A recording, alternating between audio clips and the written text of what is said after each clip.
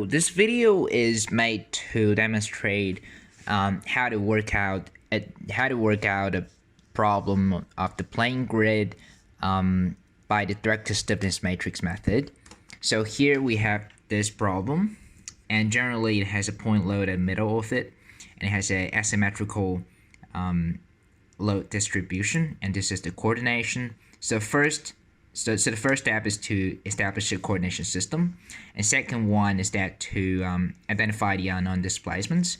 So in this case, my method to identify displacement is firstly to lay out all the global possible displacement and also a node. Just bear in mind that for the plane grid, we only have the vertical displacement or the vertical transition and rotation about the x-axis and y-axis. There should not be any rotation about z-axis because that just cannot work. So we usually do it by projection to a plane. For instance, if you have the member D to DCF, and you will make a projection view. So at the back of it, we'll have a coordination in a plane about z and x, and that's here. So the point load is here, so we'll put a point load here, and we will draw a deflection shape to observe what is the unknown displacement. In this case, because C is not at the middle of it, we'll always have the zero displacement around torsion out of the paper. But in this case, no, it has a torsion around the y-axis, obviously, and also because these are fixed ends, so there's nothing here. I mean a rotation here, and of course there will be the vertical displacement as C. And the same case for member GCE, the member GCE, because it's still asymmetrical in terms of the point member CG to CE, you will still have the rotation about the x-axis. As in this context, we have the 2D plane coordination system of ZY. So therefore, we will just take it. Do we have the displacement at C at around x-axis C, right? And then y-axis C, and then we interpret it as this one. And this generally tells you, all right, this is the vertical displacement. This is the theta c, and this is defined as the point D to point F as the positive rotation, and that means here from D to F, and that's the positive x direction here.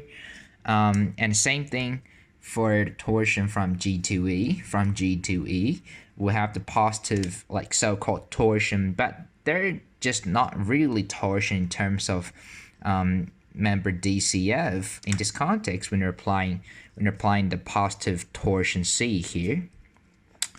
But we'll talk about that later. So just bear in mind that this is expression in terms of the global expression, but not really in terms of or apply to every member. So for this one, we do observe the forces that correspond to different unknown displacement. And then when we come to the apply the unit displacement step, we'll really apply the displacement to their positive direction. And now I have written here, like now you're not applying unit DOF to a single member.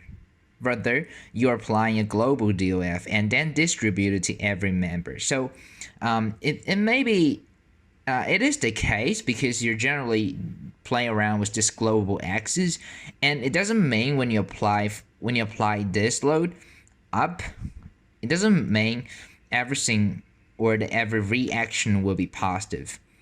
And you have to see case by case. For instance, member CD, member CE, member CF, they're all different cases. So you have to take that into consideration. For instance, for member DC, how do I determine the vertical force and moment here? So my trick here is to use this chart. So just bear in mind that member DC is apply a unit displacement C to put it, one unit displacement upward. And we're just trying to make sense from this figure.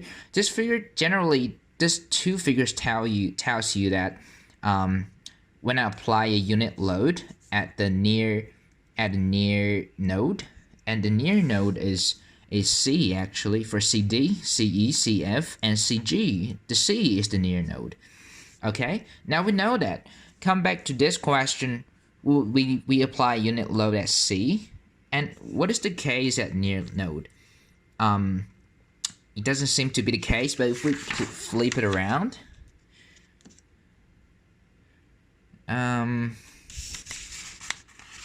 we don't have any here, so we flip that around. We see it here.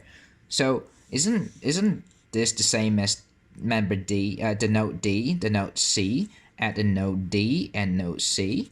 So okay, now we want to know what is the reaction at here. So we have generally at node C and node C we have a positive vertical reaction, and then this is the moment, and we try to identify whether it's positive or negative. Okay, it's positive to the y direction, and therefore we'll write the direction here, and we just to get the magnitude here, we just flip around to see, okay, what is the value here.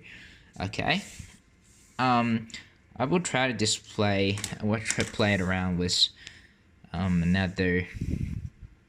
Okay, for instance, this one, when you have the unit rotation at C, you would try to see. Okay, what is the case in this thing. So remember this, and then you come to this. Now it doesn't seem to be the case. Yeah, it does look like this, isn't it? So when you bring that here, it will have for CD, for member CD, it will have a positive vertical reaction, and we write it here as the positive one, and then a rotation in the in a positive y direction. This one in a positive y direction. Therefore, we'll put a positive here as well, and then we try to flip this around, okay, and try to find what is the magnitude here. So this is basically what we do here, and the reason why we use the near one is because we're applying the global unit displacement at node C, and we're getting the moment or whatever the reaction at C. So basically, we're dealing with the near node all the time.